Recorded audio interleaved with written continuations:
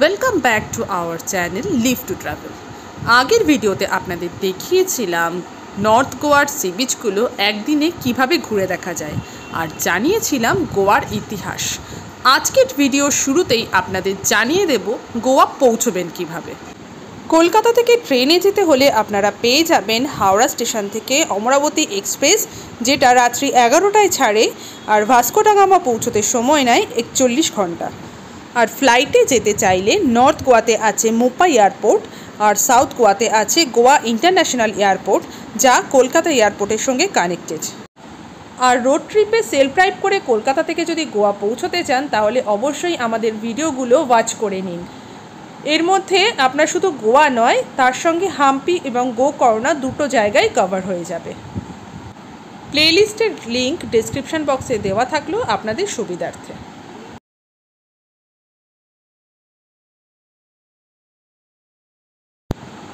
আজকে সিরিজে আপনাদের দেখিয়ে দিচ্ছি গোয়ার বিখ্যাত চার্চ এবং ফোর্টগুলি। শুরুতেই আমরা পৌঁছে গেলাম ছাপরা ফোর্ট। এখানে বিভিন্ন হিন্দি সিনেমার শুটিং হতে দেখা যায়।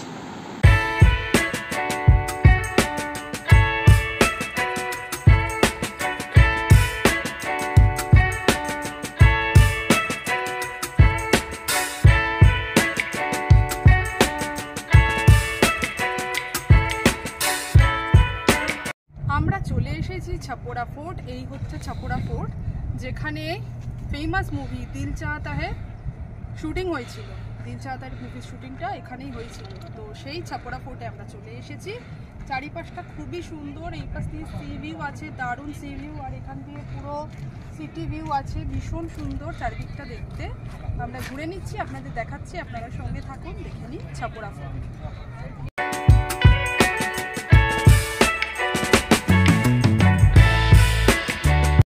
আমাদের সেকেন্ড ভিজিটিং পয়েন্ট হলো আগোড়া ফোর্ট। 1612 খ্রিস্টাব্দে এই ফোর্ট বানিয়েছিলেন পর্তুগিজরা ডাচদের প্রতিহত করার জন্য। দুর্গের মধ্যেই রয়েছে মিষ্টি জলের উৎস। পণ্যবাহী সামরিক জলযান এখান থেকে জল ভরে নিত। পর্তুগিজ ভাষায় আগোড়া কথার অর্থ হলো ওয়াটারি আর বাংলায় জলীয়। 1864 সালে আগোড়া লাইট হাউস প্রতিষ্ঠিত হয়েছিল ফোর্টের ভিতরেই, যা কিনা এশিয়ার অন্যতম পুরনো লাইট হাউস। 2015 অবধি আগোড়া সেন্ট্রাল জেল ছিল ফোর্টের অংশ, যা এখন মিউজিয়াম।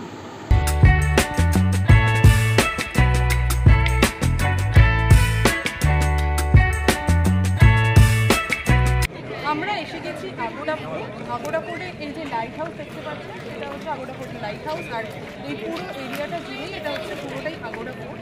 আমরা ঘুরে নেব, সঙ্গে থাকুন, আপনাদেরও ঘুরে দেখিয়ে দিচ্ছি। এই ছবিটা আপনারা অনেক জায়গাতেই দেখে রাখবেন, লাইট হাউসের ছবিটা। তো এটা হচ্ছে আগোড়া ফোর্ট।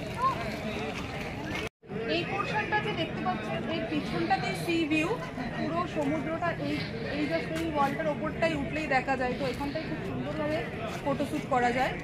বাকি পুরো চারিপাশটাই ভীষণই সুন্দর দেখতে। আর এখানে এন্ট্রি ফি আছে per head per person 25 rupees করে, আর পার্কিং আছে বাইকের জন্য বা স্কুটির জন্য 50 রুপিস আর গাড়ির জন্য 100 রুপিস। এটা হচ্ছে এখানকার চার্জেস। তো জাস্ট খুব বেশি মানে গাড়ি রাখার পর খুব বেশি হেঁটে আসার ব্যাপার নেই, জাস্ট একটু এলেই ফোর্টটা আপনারা পেয়ে যাবেন। পুরোটা ঘুরে দেখছি আমরা, আপনারা সঙ্গে থাকুন, দেখিয়ে দিচ্ছি পুরো ফোর্টটা আগোড়া জেল। আর এর পাশেই রয়েছে আগোড়া জেল, তো চাইলে সেই জায়গাটাও ঘুরে দেখে নিতে পারেন।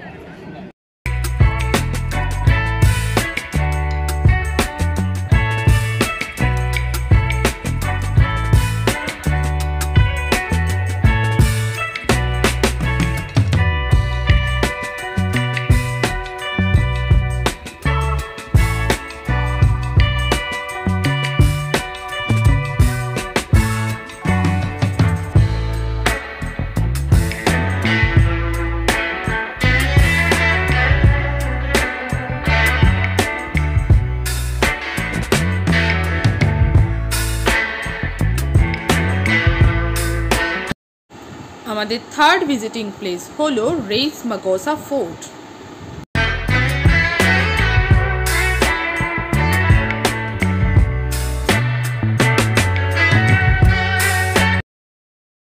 আমরা চলে এসেছি রেস মাগোসা ফোর্ট এবং তার সাথে চার্চ। এই হচ্ছে চার্চ। তো চার্চটা বন্ধ থাকে। তো চলুন একবার ফোর্টটা আপনাদের দেখাই ঘুরিয়ে। মান্ডবী নদীর উত্তর তীরে 1551 সালে এই ফোর্ট এবং চার্চ নির্মিত হয়। পর্তুগিজরা এই কেল্লা তৈরি করার আগে বিজাপুর সুলতান আদিল শাহের সৈন্যবাহিনীর আস্তানা ছিল এই জায়গায়। মান্ডবী নদীর ওপর দিয়ে জাহাজ চলাচলের ওপর নজরদারি রাখার জন্য এখানে ব্যবস্থা করা হয়েছিল।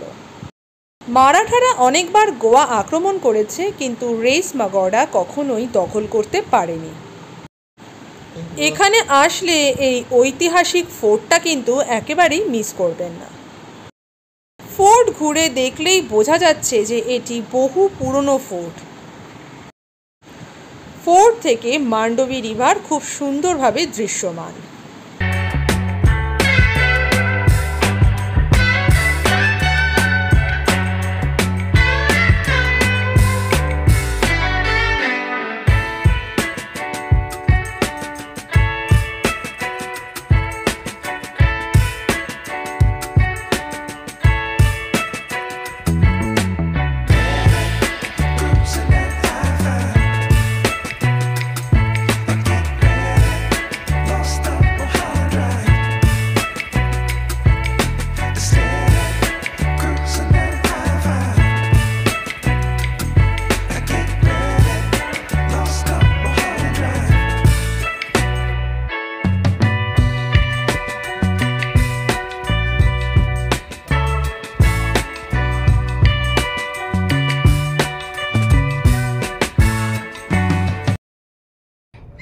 এখানে সেই দেখতে পাচ্ছেন, সেখানে সেই কামানগুলো রয়েছে, আর কামানগুলোকে লক্ষ্য করা আছে সোজা ওই সমুদ্রের দিকে। তার মানে এখানে বুঝতে পারছেন, এখান থেকে ফোর্ট থেকে এখানে এই কামানগুলো সাজানো রয়েছে। এই কামান এবং 3-4টে কামান রয়েছে। তার মানে ওদিকে যদি কোনো যুদ্ধ জাহাজ আসে, কোনো কিছুকে শত্রুপক্ষকে অ্যাটাক করার জন্য এই কামানগুলো এখানে রয়েছে।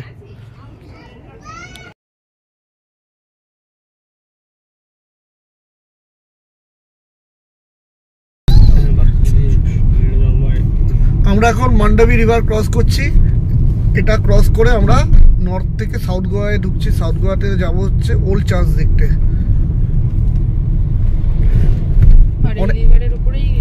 এই রিভারের ওপরেই আপনারা ক্রুজ করতে পারবেন, ঠিক আছে? এই রিভারের ওপরেই ক্রুজগুলো হয়। তো 7 বছরে অনেক চেঞ্জ হয়ে গেছে। আমরা যে রিভারটা দিয়ে যাচ্ছি তার পাশে আরেকটা রিভার ব্রিজ আছে, দেখুন অনেক চেঞ্জ হয়ে গেছে 7 বছরে, অনেক আপডেট হয়ে গেছে। দেখুন কতগুলো ব্রিজ করে দিয়েছে ওপরে। আমরা নিচ দিয়ে যাচ্ছি, ওপরেও ব্রিজ করেছে। এটা টাউনকে বাইপাস করে দেওয়ার জন্য। দেখুন উপরে দেখাচ্ছি। গোয়ার মানচিত্রকে 3 ভাগে ভাগ করা হয়েছে। এক অংশ হলো নর্থ গোয়া, যা আগোড়া ফোর্ট থেকে মহারাষ্ট্র বর্ডার পর্যন্ত। দ্বিতীয় হলো ওল্ড গোয়া। পাঞ্জি হলো এই ওল্ড গোয়ার মেন জায়গা। আরেকটি হলো সাউথ গোয়া, যা ডোনাপোলা থেকে কর্ণাটক বর্ডার পর্যন্ত। এখন আমরা পৌঁছচ্ছি ওল্ড গোয়া চার্চ, যাকে বেসিলিকা অফ বম জেসাসও বলা হয়।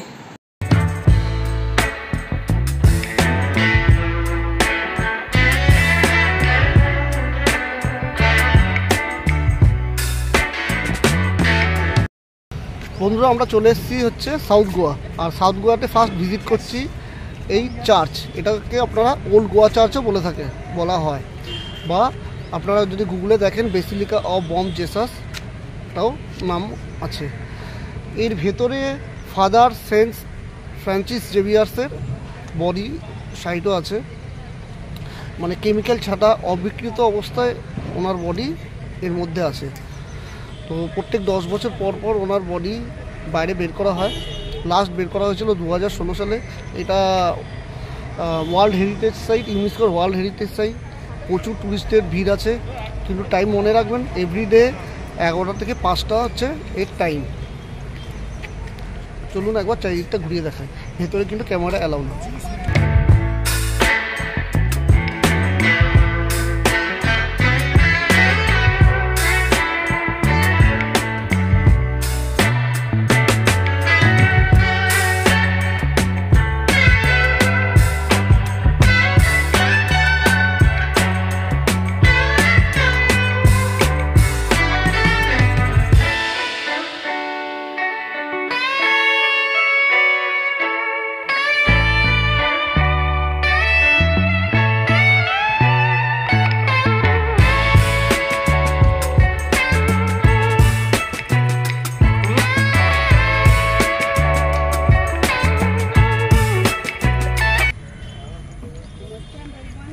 ওল্ড গোয়া চার্চের ঠিক উল্টো দিকেই রয়েছে একটা হোয়াইট কালারের বিল্ডিং, যেটা হচ্ছে আর্কিওলজিক্যাল মিউজিয়াম।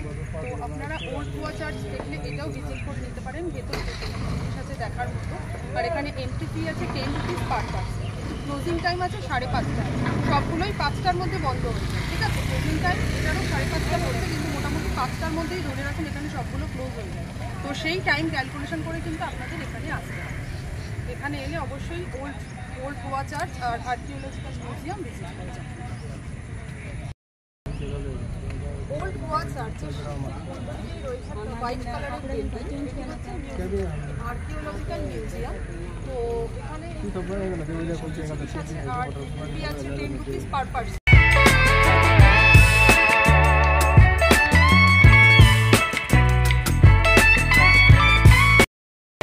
ফ্রেন্ডস, আমরা ওল্ড গোয়া চার্চের ঠিক অপোজিটে রত্নাসাগর যে ফ্যামিলি রেস্টুরেন্ট আছে, সেখানে তার একদম নিচে অফিস আছে গোয়া অ্যাডভেঞ্চার ট্যুর। এখান থেকে আমরা ক্রুজের টিকিট কেটে নিয়েছি। ঠিক আছে, আপনারা চাইলে এখান থেকে টিকিট নিতে পারেন, ক্রুজের টিকিট। তো এবার আমরা সোজা ক্রুজে যাবো, ক্রুজে গিয়ে আপনার সাথে দেখা হবে।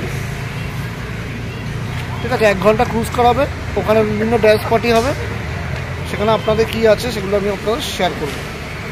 ঠিক আছে, তো আপনারা আসলে এখান থেকে ওল্ড গোয়া অ্যাডভেঞ্চার, এই হচ্ছে অফিস, আপনারা এখান থেকে টিকিট কাটতে পারেন।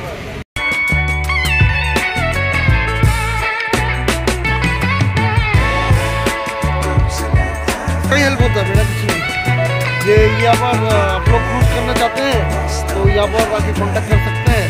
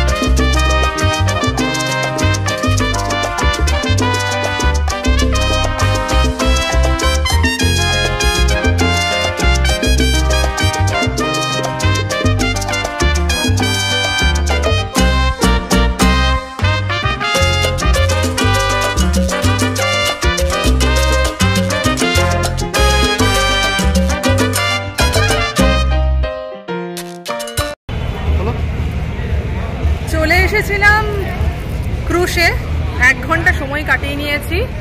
দারুণ দারুণ এনজয়মেন্ট, দারুণ মানে এনভায়রনমেন্টও দারুণ। তো আমরা তো আজকে ইভিনিংটা ব্যাপক মস্তি করেছি। আপনারাও এলে চলে আসবেন, একটা ইভিনিং এখানে কাটানোই যায়, বেশ ভালো লাগবে।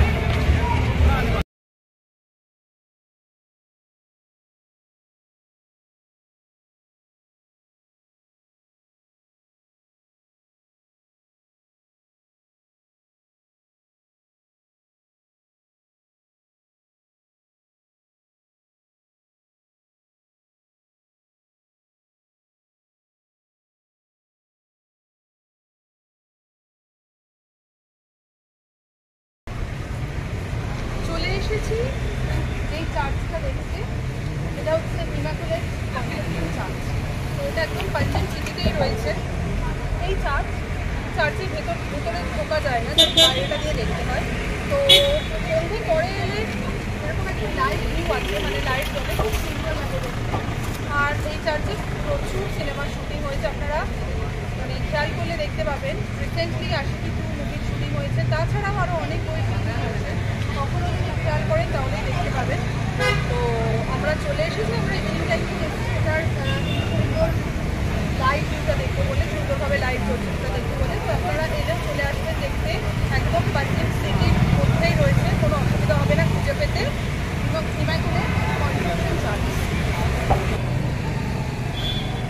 এলে চেষ্টা করবেন ইভিনিং টাইমেই আসতে, তাহলে এই সুন্দর যে লাইট জ্বলে আছে চার্চটা, এটা দেখতে খুব সুন্দর।